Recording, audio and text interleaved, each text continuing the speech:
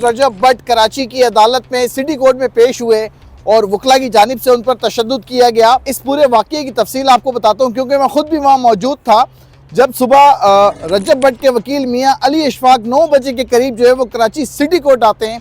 उसके बाद रजब भट्ट भी 5-10 मिनट के वक्फे से जो है वो सिटी कोर्ट आते हैं।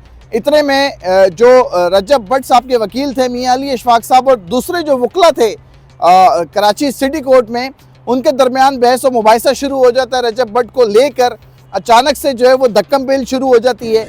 इतने में जब रजब भट्ट के करीब पहुंचते तो देखते हैं बहुत सारे वकला जो है वो रजब भट्ट पर तशद्दुद कर चुके थे और रजब भट्ट ज़ख्मी भी हो चुके थे।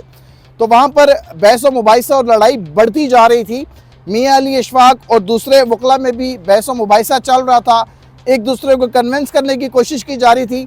दूसरी जानिब रजब भट्ट को महफूज करने की भी कोशिश की जा रही थी ताकि उस पर तशद्दुद ना हो। तो रजब भट्ट के वकील ने रजब भट्ट का जो है वो हाथ पकड़ा हुआ था ताकि रजब भट्ट को तशद्दुद का निशाना ना बनाया जाए।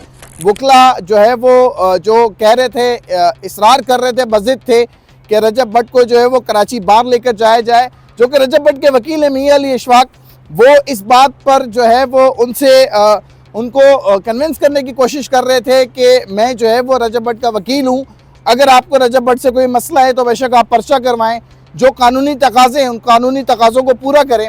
लेकिन दूसरी जानिब जो कराची बार के जो वकला थे वो बज़िद थे कि रजब भट्ट ने जो है वो वकला को धमकियाँ दी हैं और हम जो है इसको सबक सिखाएंगे, इसको माफ़ी मांगनी पड़ेगी। इसी दौरान जो है वो तमाम तर वकला कराची बार में जमा होते गए और रजब भट्ट को जब कमरा अदालत में लेके जाया गया तो उसके बाद वहाँ भी बहुत ज़्यादा बहस व मुबाहिसा हुआ, बात हाथापाई तक पहुँचती गई। लेकिन बीच में कुछ वकला जो है वो मामले को रफा दफा करने की कोशिश भी करते रहे।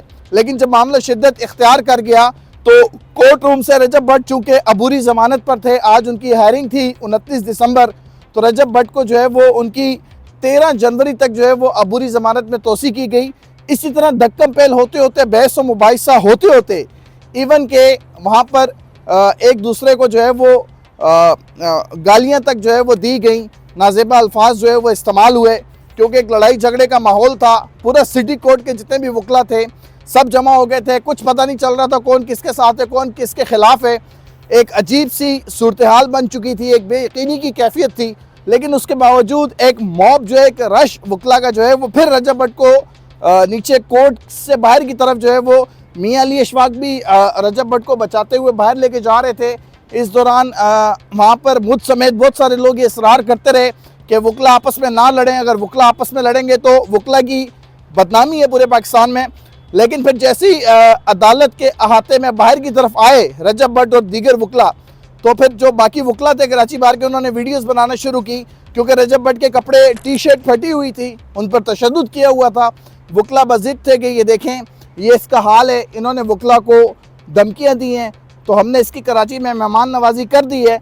अब दूसरी तरफ जो है वो बड़ी मुश्किलों से रजब भट्ट को वकला से बचाते हुए बाहर एक वाइट कलर की करोला गाड़ी में शिफ्ट किया गया और रजब भट्ट को वहाँ से रवाना किया गया। याद रहे रजब भट्ट पर 295A का जो है वो केस है, उसकी उन्होंने अबूरी ज़मानत ले रखी है। आज वो कराची की अदालत में पेश हुए इसी केस के सिलसिले में।